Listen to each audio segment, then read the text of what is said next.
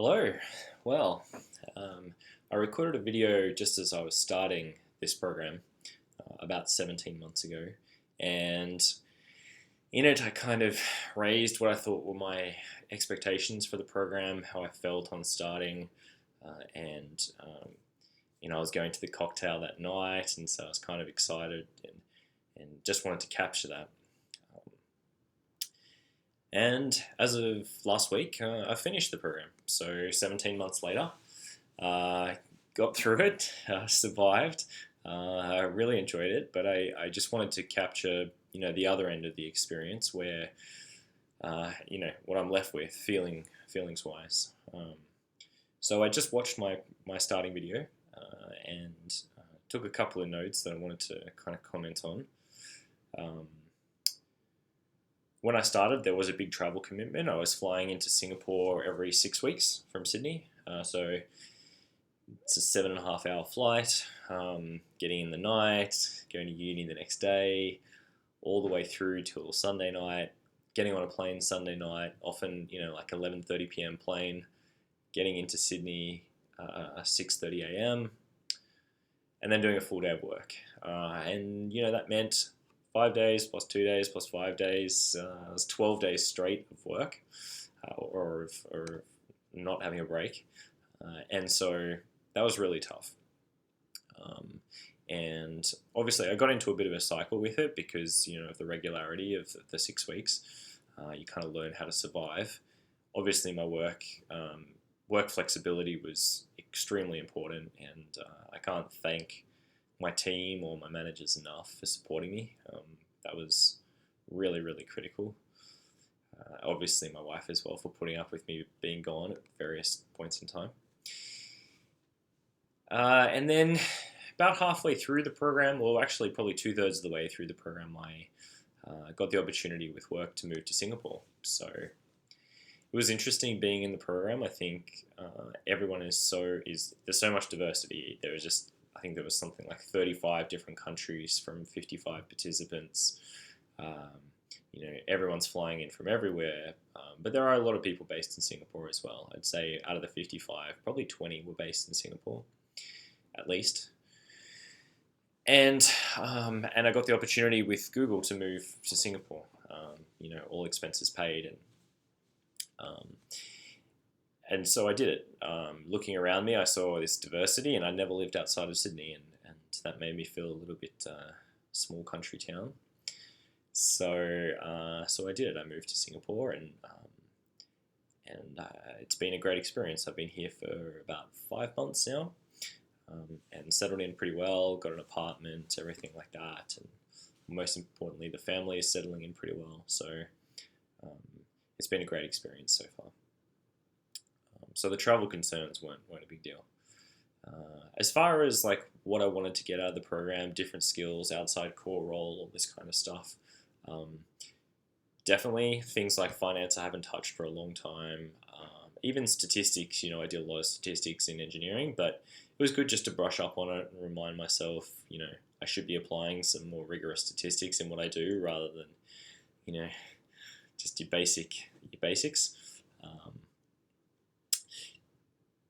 The networking side of things was great. I think you don't really see it as pure networking. Like, you do a lot of group work, a lot of traveling together, a lot of projects together, a lot of lectures where you're bouncing ideas off each other. And so it's not really a formal networking type situation very often.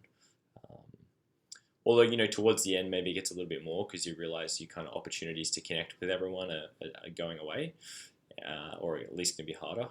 So you do make an extra effort, or at least I did, to make an extra effort. But hopefully I got better at talking to people throughout the program. I think I was definitely more a one-on-one communicator when I started, and now I think I'm more comfortable in groups, but still an introvert at heart. So yeah. Then I think it was definitely something for me. I referenced that. I said I realized that this is something that's a reward for me, and I think I was trying to force myself to think that when I started the program. I definitely feel that now. I think it was a very key point in my life to step out of work and step out of my life almost and go and just reflect in this kind of space. And that's why it was kind of good flying in, because it really disconnected you from your work, from your personal life, from everything. And it was really like some soul searching time, kind of. I mean, this sounds really weird, but everyone was there because they felt like they needed something more in life. And when you're surrounded by that and you've got really great lecturers facilitating that kind of thought process, it's I think you get a lot out of it. And so I did, and it was really, really interesting. I think confronting, but I think you get equipped with all the right tools to try and understand it and understand yourself really well, which is really important. The people were not intimidating at all. Everyone was super down to earth, very, very friendly, very, very open. Maybe not from the first day, but within 3 months, everyone was extremely open, extremely relaxed about it. Starting to get emotional, starting to really open up a lot, which was really humbling, and it encouraged other people to open up, right? It's a spontaneous kind of thing. So that was great. It was a roller coaster, but it was really, really good. How is it different from Google culture was a question I had. I think the people are very, very similar. It's kind of weird coming from Google because Google gets mentioned a lot as this whole, this is such a great company, blah, blah, blah. And it is a great company. Obviously I realized how lucky I am to be here. But I think that the people in the course were just as good as Google people, if not better. They were really high caliber people. The big difference I've realized between Google people and outside people are the amount of collaboration that happens. Like, I was working on, a group project, right? And we'd use Google Docs. And for me, that collaboration process was second nature. Like, I don't think I've written a document by myself since I started at Google. I think I've always had at least 3 people who've had edit access, who've collaborated with me on it, and they could be anywhere in the world, and it really doesn't matter. Whereas, the people I met really still sit down and write stuff individually, email it around, have a formal review process. It's totally different style of collaboration. And that was a real revelation to me. That only came late in the program. On the kind of collaboration piece, I guess, as well, juggling of responsibilities and prioritization was interesting. I think it was not the biggest surprise. I kind of knew I would have to prioritize heavily when I went in, and I did. But there wasn't anything amazing about that. I think it was just a case of things got really, really tight, and really I was surviving doing the bare essentials, really. I feel like, if I was out of work much longer, people would start, I'd come back to my desk and there'd be someone else sitting in my chair, I really feel like I pushed it right to the limit. So graduating gave me a huge sense of relief, and now I feel like I'm excited to come back and focus and really kind of drive again.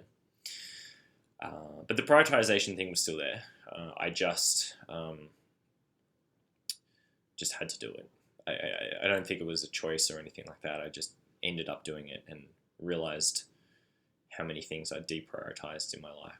So, yeah. So overall, I think I went in with the right expectations. I think I definitely got a lot out of it. I think I got a lot more of experience and self-awareness and realization than I thought. I always thought I was pretty self-aware, but I think it gave me a deeper reflection on that and a deeper understanding of what my kind of life goals are. Challenged me to not just be so confident that I know what I'm doing, just to think again about where I want to go in life and how I want to get there. I think the how part is really, really key. Yeah, it's very much like, how do I want to work with other people, and what can I reflect on, that makes me really happy. yeah, I mean, one of the lecturers in our final graduation said, the judging of whether I've been successful is whether someone will sit down and have coffee with me when I'm 65, right? So there's nothing really I could give them at 65. I'm not going to hook them up with a job or an opportunity or anything like that. It's just that they want to sit down and talk with me because we really have a great relationship and we're really connected and we're really interested in each other. And that's a reciprocal thing, and I hope I can have that with a lot of people when I'm that age. So far, I don't know if that's true, but at least I'm kind of aware of where I'm at, and I kind of know what I need to do next, and so it's up to me. So anyway, I'll have a look at this video later, compare the two, see how much I've aged over the last 17 months, and yeah, thank you very much for listening to such a long, self-reflective video.